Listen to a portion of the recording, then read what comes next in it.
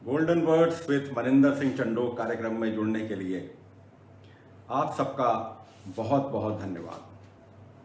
हर दिन सुबह 11 बजे मैं आप सबसे जुड़ता हूं और हम लोग जीवनोपयोगी बहुत सारी बातें करते हैं। इन दिनों मैं बात कर रहा हूं कि स्वास्थ्य हमारे लिए सब कुछ है। यदि हेल्थ नहीं है तो किसी भी तरह की वेल्थ नहीं है। ये एक बहुत ही इंपॉर्टेंट बात है। जनरली हम लोग क्या करते हैं, हम अपने स्वास्थ्य की उतनी चिंता नहीं करते हैं जितनी हमें करनी चाहिए। हम हमेशा स्वास्थ्य को नज़रअंदाज करते हैं। हमें बहुत अधिक काम होते हैं, हम भागते हैं, दौड़ते हैं, हमें काम पर जल्दी पहुंचना है, जल्दी जल्दी खाना खाते हैं और दौड़ने लग जाते हैं। ये सब चीज़ें हमारे स्वास्थ्य पर प्रतिकूल प्रभाव डालती हैं। और यदि स्वास्थ्य नहीं है तो कुछ भी नहीं है। यदि स्वास्थ्य नहीं है तो कुछ भी नहीं है। कल मैंने आपसे बात की थी कि किस तरह से हमें सुबह उठकर सैर करना चाहिए और एक्सरसाइज करनी चाहिए। ये बात थी कल की।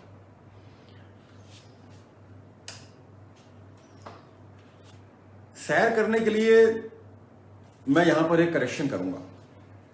कोई आवश्यक नहीं है कि हम सुबह उठ के ही करें। सैर तो आप कभी भी कर सकते हैं, कभी भी आप सैर पे जा सकते हैं। मैं क्या करता हूं, जब मैं कहीं पर, आलोक चौहान जी आपको नमस्कार, आप हमेशा जुड़ते हैं मेरे इस चैनल से। मैं आपका अभिवादन करता हूं और आपका स्वागत करता हूं। तो सैर की बात मैं कर रहा था। कोई आवश्यक नहीं है कि सैर हम सिर्फ सुबह ही करें। सुबह की सैर तो खैर बहुत अच्छी है, उसमें तो कोई डिस्प्यूट है ही नहीं, वो तो बहुत अच्छी सैर है। मगर सैर हम पूरे दिन भी कर सकते हैं। अब कैसे कर सकते हैं? जो छोटे मोटे काम हमारे होते हैं उनको हम पैदल काम करके कर सकते हैं। एक दूसरी मेथड और बताता हूं। मैं क्या होता है, जैसे मान लीजिए मैं टूर पे जाता हूं, तो मैं क्या करता हूं कि मैं अपनी कार को एक जगह खड़ी कर देता हूं और आसपास का जो आधा किलोमीटर या 1 किलोमीटर तक का भी एरिया है उसको मैं अपने पांव पे दौड़कर नाप लेता हूं। तो सैर की सैर हो गई और मेरा एक तरह से वर्जिश हो गई और एक वर्कआउट हो गया। तो ऐसा नहीं है कि यदि हमने सुबह सैर नहीं किया तो अब हम सैर कर ही नहीं पाएंगे। आप सैर कभी भी कर सकते हैं। दूसरी बात, आज जो मैं आपको एक चीज और बताने जा रहा था वो है जो हमारे देश की बड़ी अच्छी एक जो मेथड है, एक क्रिया है जिसको हम योगा कहते हैं। योगा सच में एक इतनी विलक्षण क्रिया है कि यदि जिसको हम रिलीजियसली करें तो हमको बहुत सारे चेंजेस देखने को मिलते हैं। सबसे बड़ी बात जो योगा की मेरे को पसंद आती है ना, वो आती है कि शरीर किस तरह से लचीला होता है।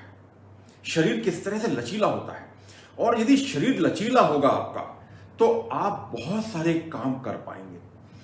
क्या होता है, शरीर में जब तक लचक नहीं आए, शरीर दौड़ नहीं पाए, हम खा खा कर या बिना वर्जिश के, बिना वर्कआउट के एक ही जगह पे बैठकर या किसी भी तरह से अपने शरीर को खराब कर लेते हैं।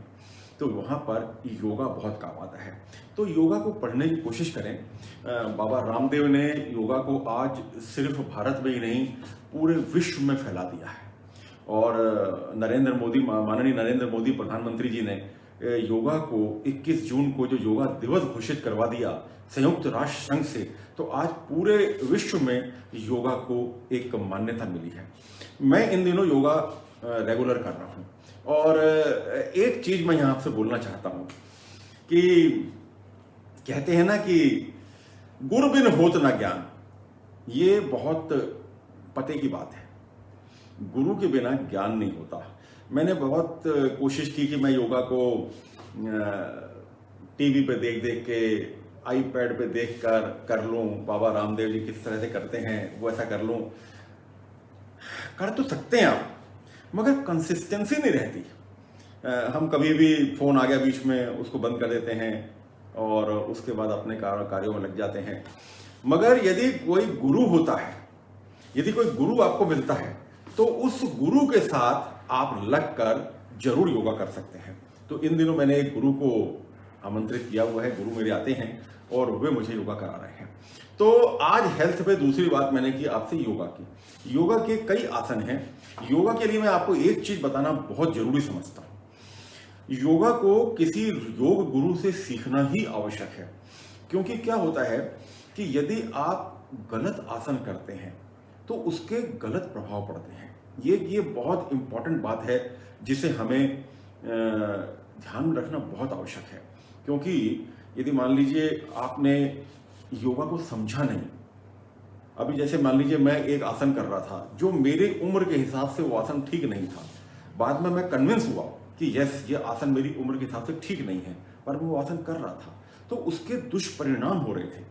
तो मैंने उस आसन को बंद किया और फिर जिस तरह से योग गुरु ने मुझे बताया उस तरह से मैंने योगा करना शुरू किया। तो योग में एक बात याद रखें कि यदि जहां तक आप अपना किसी को गुरु से यदि सीख सके तो ये समझ लीजिए कि आप बहुत अच्छा योग सीख सकते हैं और उस योग का फायदा बहुत जल्दी मिलेगा।